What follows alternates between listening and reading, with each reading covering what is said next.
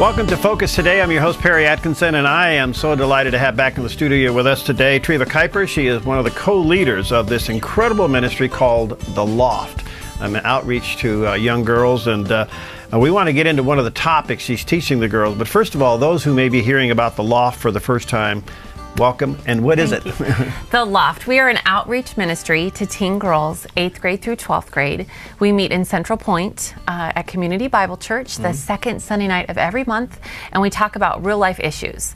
Like in November, we're talking about etiquette, online safety. Yeah. We talk about sex and relationships. We talk about divorce and blended families and all the different things that the girls go through and struggle through.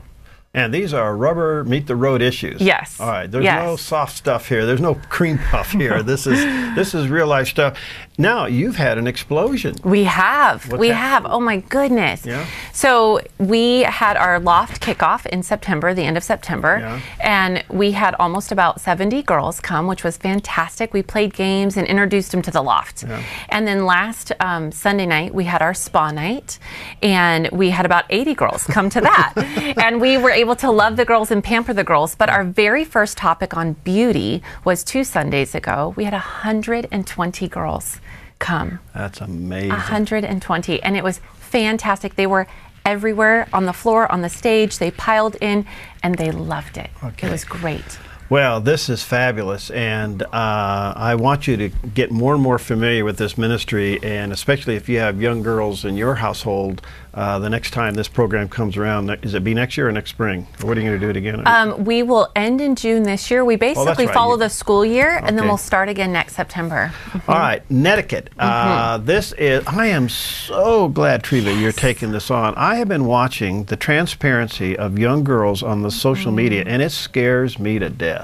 And so etiquette is what? You're going to teach young girls how to handle the social media? Yeah, it's online safety and etiquette. Because there's the idea of being safe, but then there's also the idea of how you present yourself online. Okay. I think that the girls, and even adults, we have a false sense of security online. The internet is a great tool, but it's also a great danger. Right. And we have to be careful. We have to understand how it works behind that, what I call a one-way mirror. People can look in on us. We don't know who's all looking. Right. We got to be careful. Right. All right. Now, have you seen some concerns here? I have. And, you know, I have seen, let me give an example. I have a girl, a young girl, who shared with me that she was dating a guy who she thought was a teenage boy online for months. And parents didn't know. They were just online. She had never met him. And he had asked her to take photos of her, semi-nude photos of her. And she sent them to him. And it turned out that he was a 40-year-old man. And yeah. That's statutory rape. Yeah. Oh yeah. And they're sexting back and forth. So they're sending text messages to different people, to who they think might be boys but might be men, of themselves half dressed or maybe in a bra or something like that. I mean, it's child pornography is honestly what it turns into and what it is. Now, what kind of pressure are these girls under to go cross that line and do that? You know, they are under a lot of pressure, and I think that it stems from what we talked about at the Loft 2 weeks ago. Where is their value? Where is their worth? And for a lot of the girls that are insecure, which is a ton of them, and don't know how to find out their value and their worth, they will fall for anything. And so some person comes along online, they seem safe, they might have a picture, a photo of themselves that's not really them, and starts to love them, starts to show them attention, and I'm saying love in quotes, to give them those things that they're missing. They can fall for that so quickly, and they go over that line because it's kind of a gradual, you know, it's a gradual line that they're crossing where it starts out pretty simple, and then before they know it, they're like, wow, this person's asking me for these photos. Some girls don't need any sort of gradual push. Maybe they have a rebellious spirit and they want to go that direction because they don't have any guidance. They don't have any standard. Wow. And I know that there's another ministry here in Southern Oregon now dealing with the whole issue of sex trafficking. And yes. What you're talking about here is the precursor to Absolutely. what happens in that whole area, Yes. which is just an amazing thing. All right, parents who may possibly be concerned that this is an issue with the girls, what should parents be doing here? Oh, Perry, I'm a parent of a teenage girl. I have a high school girl. God bless you. Yes. And then I have 2 younger boys. And so parents, my heart goes out to them because this is an area that I'm still growing and learning in as a parent. Okay. And so there's a couple of things. One, they need to obviously have conversations with their daughters. And there are some websites that they can go to that have things to do like cyberbullying. There's stopcyberbullying.org is a great resource. A lot of these girls are being bullied online. There is safetyweb.com is another great resource that gives them insight into sexting, cyberbullying, what to do, and parental controls. Okay. I would encourage our parents that are listening, as I am myself, study, study, study. The world of the internet is not something that as parents that we can say, oh, well, that's not for our generation. Yeah. It needs to be. Right. We need to be aware. Absolutely. We need to be aware. There are websites, you have Facebook, Twitter, Instagram. There's privacy settings on there. Right. And they can go in with their teen and look it up and make sure that their teen's profiles are set to private. There is a website, ask.fm, that a lot of teenagers are using that has almost zero monitoring. I mean, it has almost zero privacy settings. A lot of cyberbullying goes on that website because the teenagers can say anything they want. It has 65 million viewers. Do you teach the girls to just say no? If they're there and they're being intimidated and they're being bullied and they're coming away, they're emotionally upside down, just don't go there? I mean, is that too simple? It's not too simple. It's not too simple. And I think even to expand on just saying no to these things, and at the Loft, this is what we do. We pour truth into them. Because if we start at the beginning of how they were created and who they were created by and who their Savior is, then their security can come from Christ. Right. And when they are secure in Christ, when I am secure in Christ, I don't have to fall for all the tools of the enemy that's trying to pull me away. But because they're young, they don't know that, so they just kind of get sucked in right away. And so we're trying to give them those tools and say, hey, let's back up and let's go back to who the Lord is and how much He loves you and that you do have value. And then we're going to, on November 10th, we're talking about etiquette. November 10th, Sunday night at 5:30 at Community Bible Church. We're talking about this, and we are going to peel this apart for our girls. And I hope 120 of them come back. 150. Can they bring friends and do this? They can bring friends. Absolutely. We encourage it. So if you're a parent and you want your girl in on this, get a hold of Treva and we'll give you that information. Let me ask you this. The whole subject of online dating is such a mind-boggling thing, and yet kids are at younger and younger and younger being tempted with it. What do you think of that whole subject? I think it's a false sense of safety. I think that that generation, our teenagers, they're growing up communicating online over texting. It's all typing words. They're not face-to-face communication anymore. That's not as popular. Yeah, well, I mean, we're texting between cubicles. Oh, sure. Give me a break. Stick your head up and yell at the guy on the other side. Exactly. And I'm very convicted of this very thing. I love Facebook. I use Facebook. I love relationships and communicating, but we have to have boundaries. And I think that our teenagers have lost that ability to communicate face-to-face a little bit, and they feel safe behind a screen. The problem with that, though, is it is like a one-way mirror that detectives use.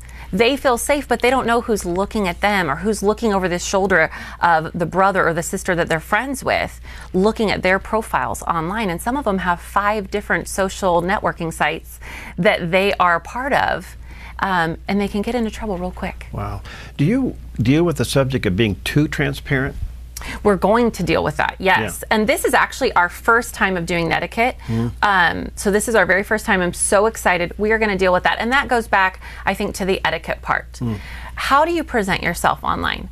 Because if someone comes across very aggressive and starts commenting on everybody else's posts or pictures very aggressively, very kind of nasty, that whole mean girl kind of thing, well, then what response are they going to get with that. You know, how we present ourselves. Some of the girls, you know, they take so many different pictures of themselves, and some of them aren't appropriate. And so who are they luring into their world in that way?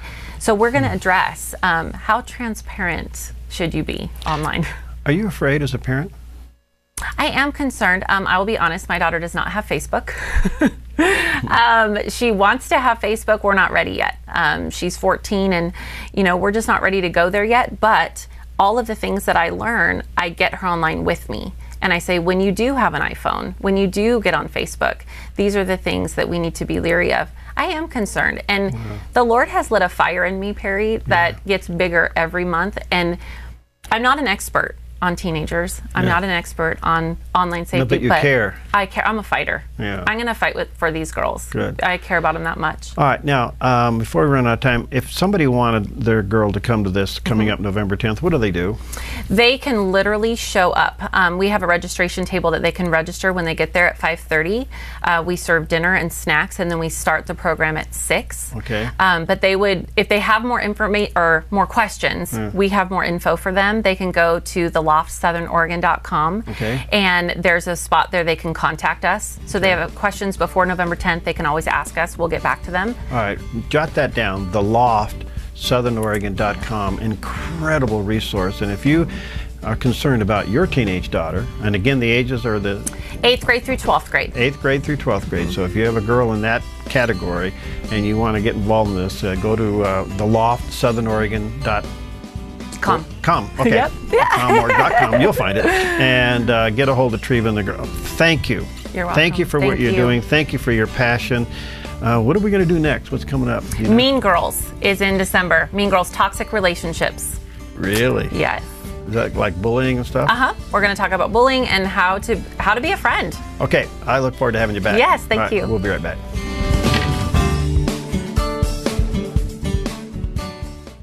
Hi, I'm Paulina, and I work at theDove TV.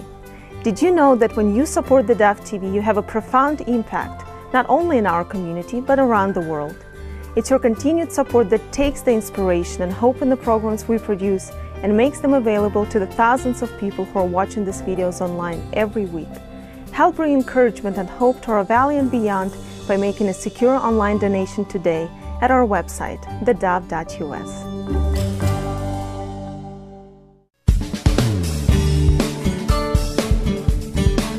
Okay, we're back, and I'm delighted to have back in the studio with us today Doug Gould. He's the Executive Director of Foundations for Recovery, and another great ministry in Southern Oregon doing an incredible work. And he's brought with him Nick Weaver. We're going to introduce Nick to you in just a moment. But Doug, 2 years now, huh? Yeah, opening the doors 2 years, 2 years ago. And tell us quickly, what is Foundations for Recovery? Yeah, thanks, Perry. Good to be back. Good to see you. Foundation for Recovery offers individual, peer mentoring, one-on-one recovery coaching. Now, that sounds like a mouthful, but basically what we do and our program is designed to do is to take that young person that walks through the door and hook them up with a recovery coach who's had a similar background.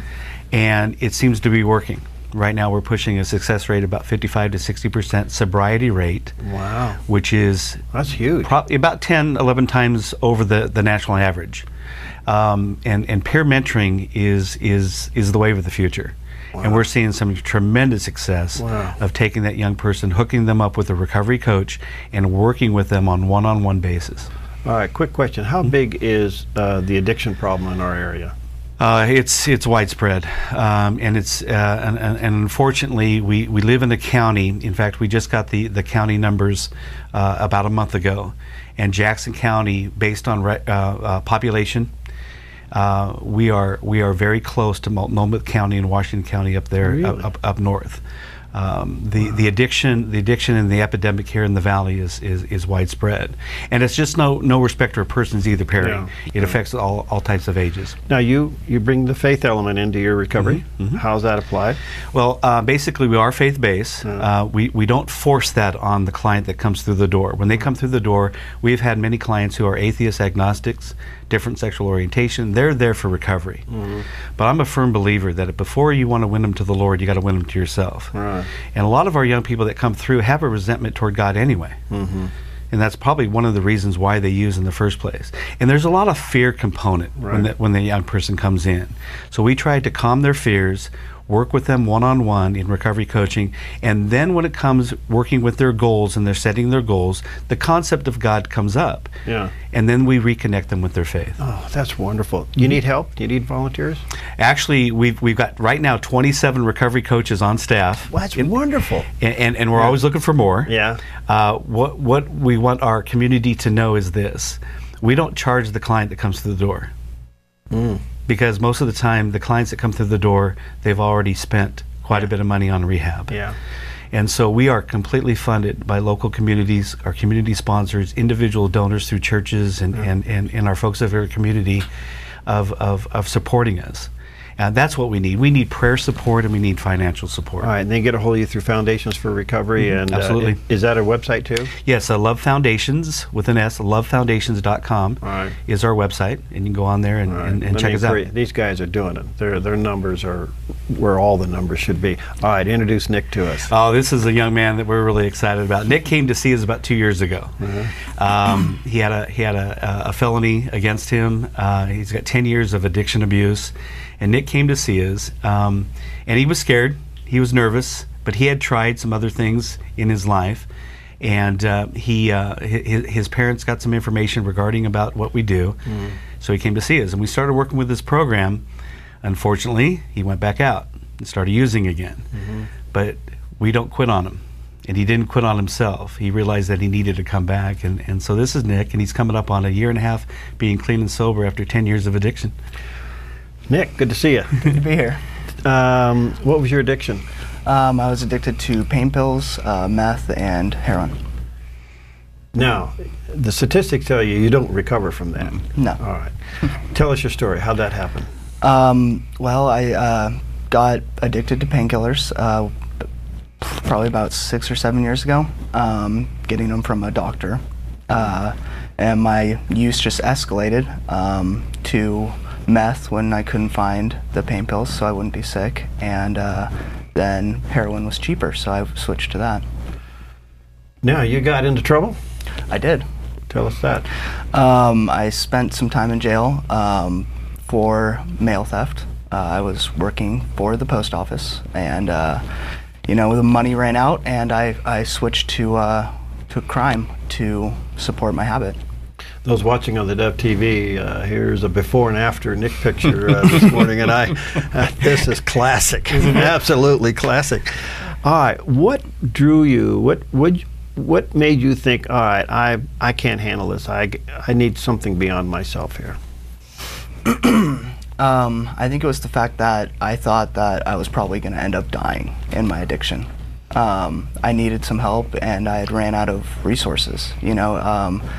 How I heard about the foundation was my mom got handed a brochure about Foundations for Recovery when I was in jail, and it was just like a last-ditch effort. Like, I don't want to use and drink anymore. You know, I need all the help I can get. Were you afraid of the drying out, the sobriety process, that you could handle it? Yeah, absolutely. It was the toughest thing I've ever done, and I couldn't handle it at first, and that's why I ran. But you know, the more I went to meetings, the more I found out people can do this. Gave me hope. Now, you're on the other side of it, and do you still need coaching? Sometimes. Let me ask Doug. Does he still need coaching? We all do. Yeah, I know. We all do too. Okay, so there's this constant bond that's going on there. Yeah, and Doug's also my sponsor too, as a recovery coach. What could you say to a parent or somebody listening or watching right now knows they need the help you went through, but can't seem to pull themselves to the foundation? What would you say to them? Just come down and give us a try. You know, you got to put as much into your recovery as you put into your addiction. I never took a day off in my addiction. I never decided I was going to take a break, a week off, and that's what I had to do for recovery. And you know, as I got into it, as I worked the 12 steps, as I went to meetings, it got easier and easier and easier, until before you knew it, I don't think about using or drinking anymore. How important is unconditional love, support from the foundation, you know, Doug and his crew and your family? How important is that in this process? Well, you know, in a world where you feel really hopeless, like nobody cares about you when you're using and drinking, when you come out of that and you come to a place like Foundations for Recovery, and they just, you know, they really care because we're not trying to pull you in for money. you know, we're all volunteers there. Right. So I'm not getting paid when I meet with my clients. I'm there because I care. And I think that shows in all of our coaches. It shows in our executive director here. He's got an awesome passion for this. And when we stumble, or a client stumbles, like I did, relapse, you know, he was there when I got out of rehab to take me to a meeting that night. And I never left his side for like the first 6 months. You know, he poured his heart and soul into me. You know, both Nick and Doug epitomize something I have said on radio and television for 30 years. Whatever God saves you from or brings you through, He turns you around and makes you a minister too. Yeah. So it takes you to lead somebody else through that same place that you were there. And so he's now one of your counselors. So you've obviously have gone from recovery to training, right? Absolutely. What kind of a program is that? And Perry, I tell you, you're absolutely right. God never passes up on using a hurt in our life to help someone else. And that's the key behind the Foundation for Recovery. When you take someone who has been there, you know, Romans 8, we know that all things work together for good, you know, and you take that individual, and then they begin to become founded in their recovery, in their sobriety, and then they have a passion. You know, Bill Wilson, founder of AA, had it right back in 1935. You take the message of someone else, and then a miracle happens when you do that. You find yourself also staying clean and sober because you're giving your program away. And he had it right. It was absolutely right. But this is also from the good book, the big book, the bigger book. And that is the book. we're taking the message of hope. And if there are young people, even moms and dads, one of the things the Foundation for Recovery does, and it's continuing to do, not only do we offer peer mentoring, but now we're getting into family and marriage counseling and relationship counseling. Because we're finding out that when the young person begins to get clean and sober, that mom and dad, that spouse, or that individual of the family, then the character defects of that individual begin to fester. And learning to cope now in society without the drug and the alcohol. If there's a person listening today or watching, Perry, the fear of quitting is astronomically high. But we want to let the viewers know and the listeners know that if you just come to us, we have coaches that understand and have been there. And what happens is, this is amazing product of Foundation for Recovery because it's peer mentoring. So when that passion happens, that person wants to give their program away, we take them through academy training. We teach them, we equip them, we certify them through the Connecticut Center for Addiction Recovery peer mentoring model, which is a 40-hour class, and then we begin to give the program away. God doesn't waste anything, huh? Nothing. Amazing, isn't it? Nothing. Yeah, Nothing. Absolutely amazing. Well, Nick, your story is encouraging and inspiring, and I want to say to those listening and watching, check out Foundations for Recovery, and if you are being moved by this, support them. Support them. All volunteer, all supports by church and outside in, so they can offer the most important service that's needed out there free. It's a mind-boggling thing for me, Doug. It really is. Do you have a phone number? Should they call you? We do. It's 541-245-4673. 4673. Which spells hope. 4673. 245-HOPE. Give them a call. Well, Doug and Nick, thank you for your time and your story. The best to you. Amazing walk, isn't it? Yeah, it really has been. We're proud of them. Proud of all of our clients. What do you think the Lord has for you in the future? Well, I plan on attending Bible college in January and going into ministry myself. Really? Yes. You're going to go to Pacific Bible here? Yeah. You are? Yeah. All right. Isn't that something? Yeah. It all works together, doesn't it? Yeah. Amazing place. Hey, thanks, guys. We'll Thanks, be right Mary. back. Thank you. We'll be right back.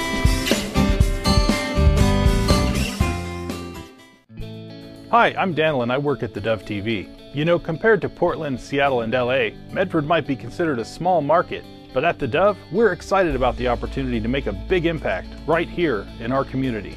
And you help make that happen. Did you know that more than 90% of our income comes from people like you? You can help us now by making a secure online donation at our website, thedove.us. or by phoning 541-776-5368.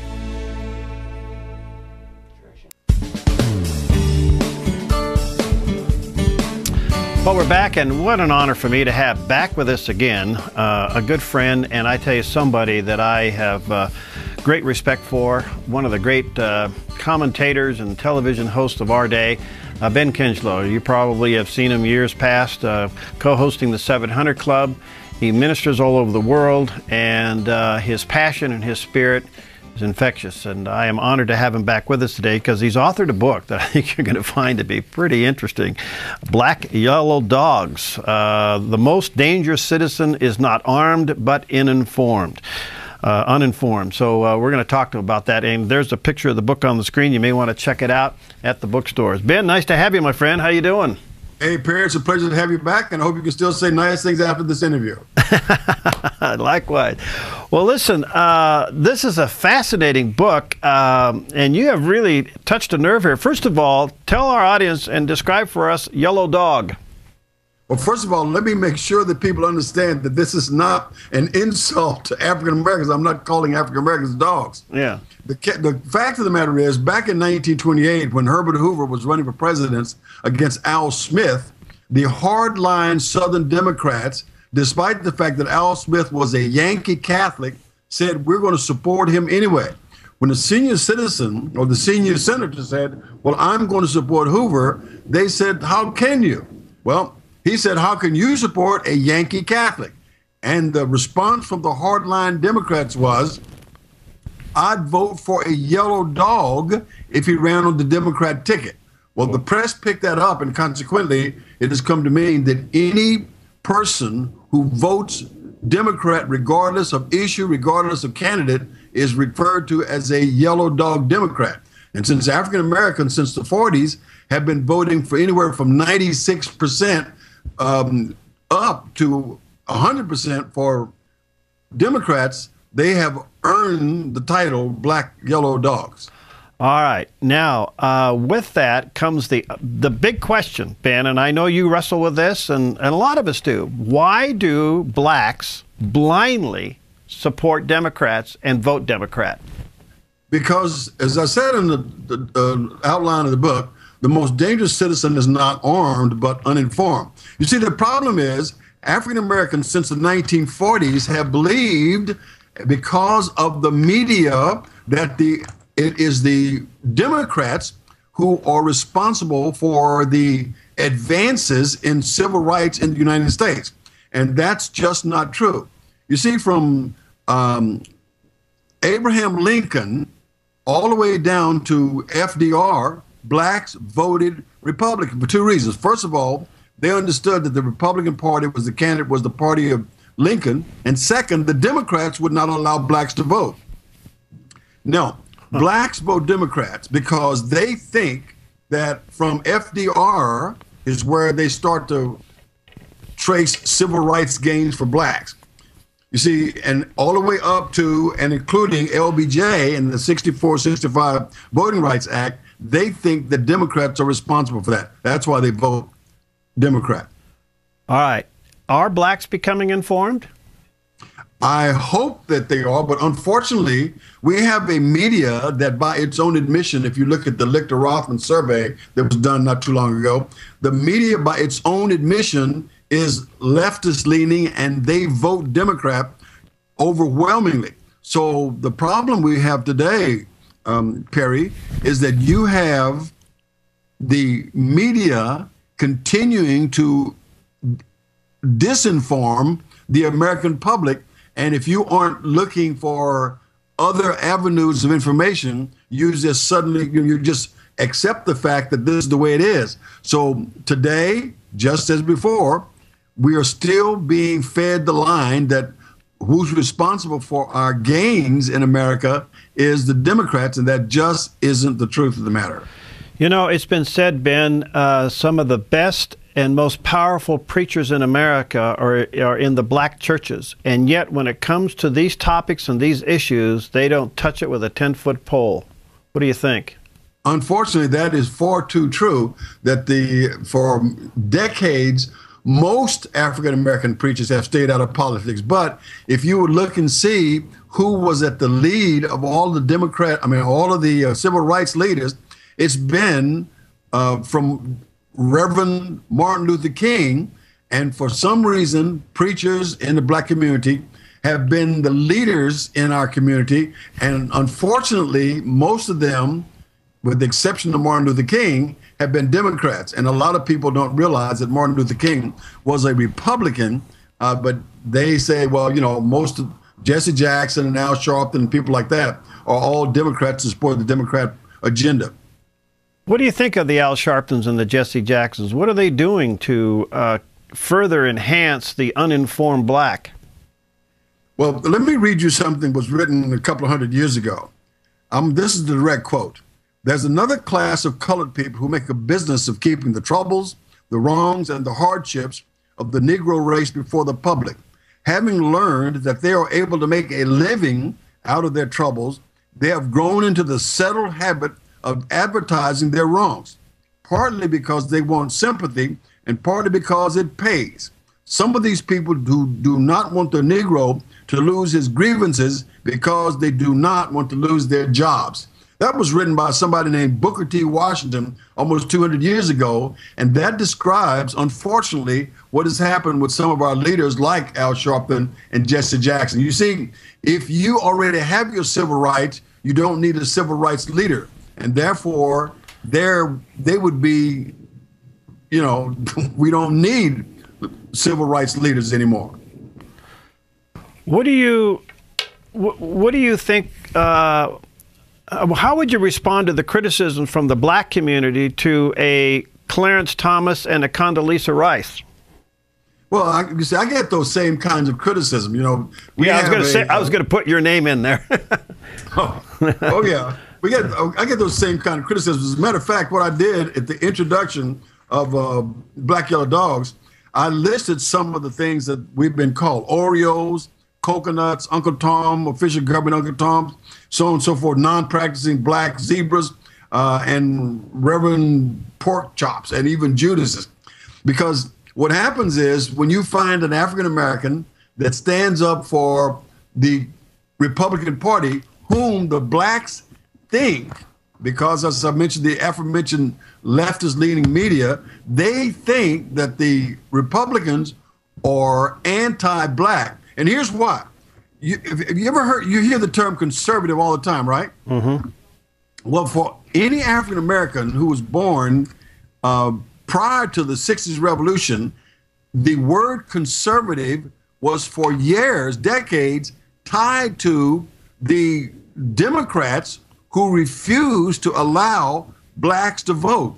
In fact, the conservatives were all Democrats, and they would not let African Americans vote. So today, when you hear the word conservative, it is applied to Republicans, and so many blacks are under the mistaken idea that it is the black or the conservatives who are, quote, the conservatives keeping us back from progress, and that just isn't the truth.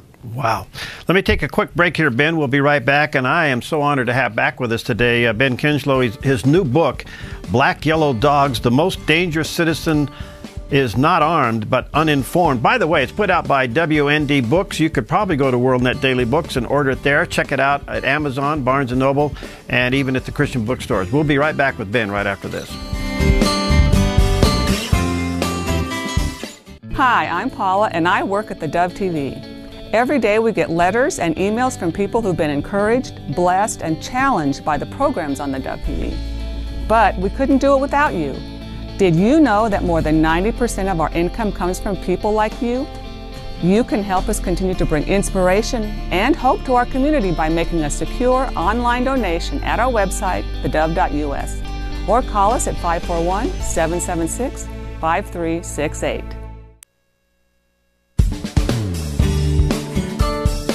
Okay, we're back, and our guest today is Ben Kinchlow. Again, we are so honored that he'd give us some of his time. He's authored a new book, and let me tell you, this is a must-read.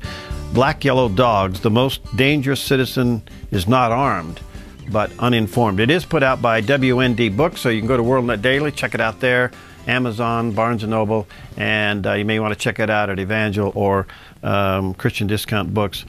Ben, fascinating topic to say the least. I think that most of us Christians in America, maybe I'm just ignorant, I don't think there's a racist bone in our body, and yet people think there is. But for the most part, when it deals with Obama, and he's running around calling himself a Christian, we're having a hard time taking his policies and lining it up with Christianity and accepting it. And because we reject it, then we are then noted as being racist. Help me with this. Well, one of the things that happens is the media, particularly the media, learned a long time ago that the best way, and I wrote about this in my book a little bit, is you fight facts with fertilizer. We learned this back in the 60s when I was a radical extremist. But we found out that you don't try to offset the facts because you don't have the facts. But when you fight facts with fertilizer, if you can dump enough fertilizer onto the issue, then people will not worry about the facts. And this is the problem that has existed in America today, is the media has specialized in dumping fertilizer into the issue as opposed to facts. Consequently, when anyone disagrees with an issue that has to do with something that the left considers a right, then they immediately use racism and or discrimination against the people who oppose it. For example, if you oppose rights for, let's just say, homosexual marriage, let's just say you object to homosexual marriage, then they accuse you of being a homophobe, and so you can't say, well, I'm for right and wrong, I just don't agree with that. Then you are a homophobe. The same way as you disagree with something that Obama says, then they immediately accuse you of being a racist. And since I disagree with many of his policies, then I'm automatically assigned the title as an Uncle Tom on Oreo. So this is nothing new. This is, back from the 60s. Fight facts with fertilizer. All right. That's an interesting way of putting it.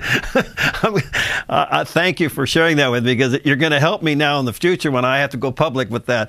Let me ask you this, Ben. The president came from a black liberation theology. I don't know if we get that and what that really means, but he is tagging himself as being a Christian. And I have to tell you, I'm trying to figure out a way to criticize this without being seen or heard or as being radical or racist, certainly. But look, there's something wrong here. There's something disconnected here, because there is nothing Christian about this administration whatsoever. And I realize that's a big statement. But what is it about liberation theology that we don't understand that seems to be the root within this president's brain? Well, first of all, you need to understand where this whole concept of liberation theology came from. Liberation theology was started back in the 1950s, and it was started down in Central and South America area when they were some leftists down there were trying to overthrow the Brits. It's a humanistic doctrine, and the purpose of it is to reinterpret scriptures so that it has a humanistic element, so that you take the God aspect out of it and focus on the humanistic aspects of it, and its emphasis is on wealth redistribution. So when you talk about liberation theology, that's what you're talking about, replacing God with man for the purpose of wealth redistribution. All right. So what you have now is you got people in America who are saying, let's have the rich pay their fair share, but they're not talking about the rich paying their fair share. What they're talking about is enabling people who will not participate in the concept that America was founded on. They're saying, let's reward these people for not participating in the concepts that made America great. All right. Hence the administration today. Exactly. And that's why you have so many laws and regulations and things being passed that reward people for not working, for people who are having children out of wedlock. And they say, well, a woman can have 10 or 12 kids and no husband. And whose responsibility is that? Well, they say it's society's responsibility to take care of the mother and all those children. And then when the mother's children have babies of their own, then they say, well, it's society's responsibility to take care of them as well. All right, so President Obama became the perfect candidate then to frog leap liberation theology or liberalism, because any criticism against the policy could be turned to racism while the policy was advanced. Exactly. And especially since today, Perry, one of the things you have to realize is I have, in my book, I talk about something called virtual racism.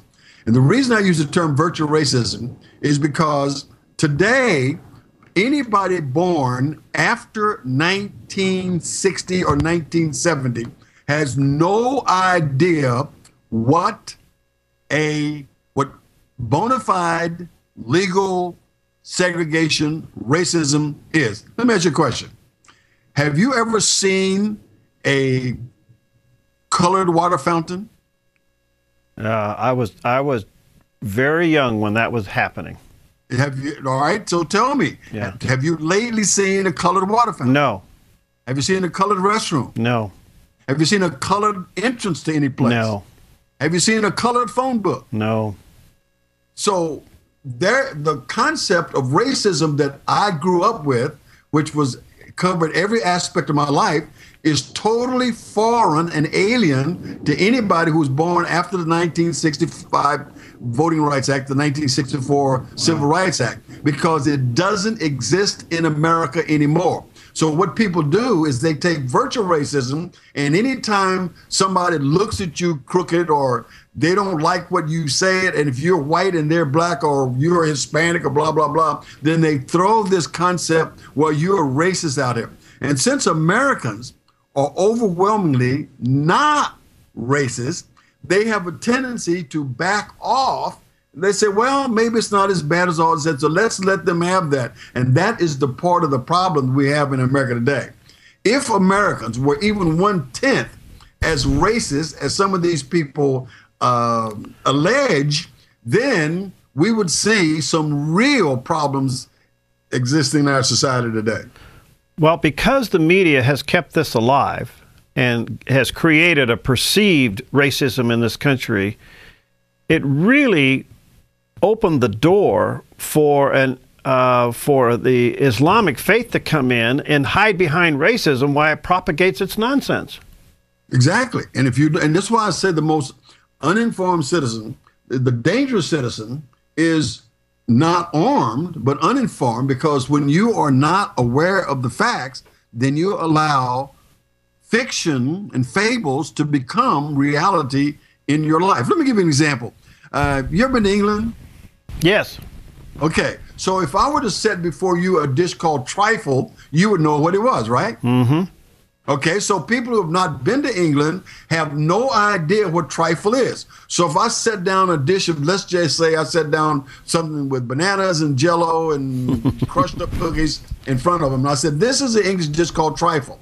If they've never been there and they've never tasted, they've never experienced it, then when they say, oh, I like trifle. Well, that's not trifle at all. But when you don't know what the facts are, then you can be easily led down the primrose path. Wow. This is fascinating. Before I run out of time, one more question, or actually two more questions. Do you think we'll ever get to an honest dialogue about race in this country? Well, you know, look here, a recent poll that was conducted by the Opinion Research Corporation says that a majority of Americans, 60% of whites and 84% of blacks, believe that racism today ranks somewhere between, quote, somewhat serious and very serious. But when asked if they themselves were racist, guess what?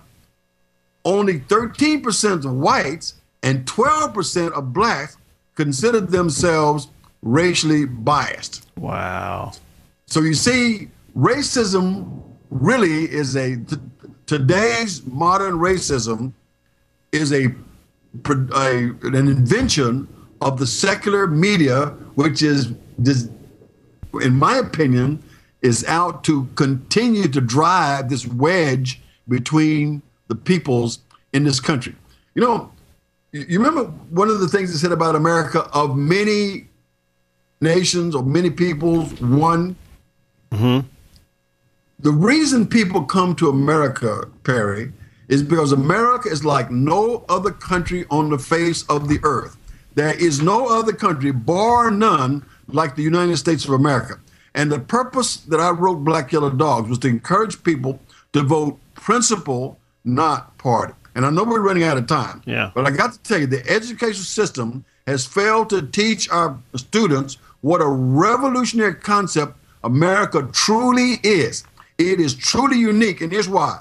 Because it's founded on Judeo-Christian principles, which says human sovereignty, based on man's being made in the image and likeness of God, is required because we are responsible and bear the consequences or the benefits of our decisions.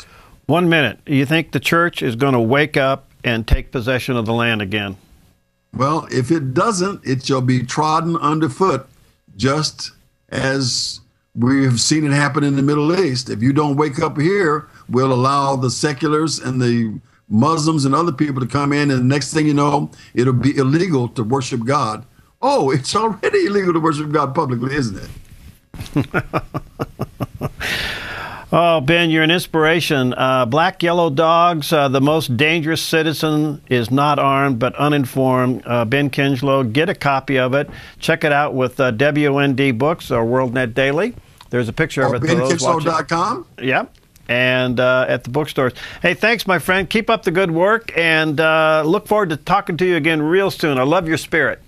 You too, Perry. Keep it up. Thanks for having me, brother. All right, God bless. All right, Ben Kinchlow with us today, and fascinating book. Again, check it out at worldnetdaily.com, the book's there, WND.com. And then, of course, you may want to look at it at Amazon or online at Amazon or at Barnes & Noble, places like that, and also at Evangel in the mall or Christian Discount Books over in Jacksonville. I think you'll find it to be fascinating. Ben has done his homework here. He's done a fabulous job of doing this. And believe me, as being a black conservative himself, who literally converted from liberalism to conservatism and then became a minister, he knows what this fight is all about and what the battle is all about. So you may want to check it out. Black Yellowdogs by Ben Kinchlow. All right, we'll see you next time on Focus Today.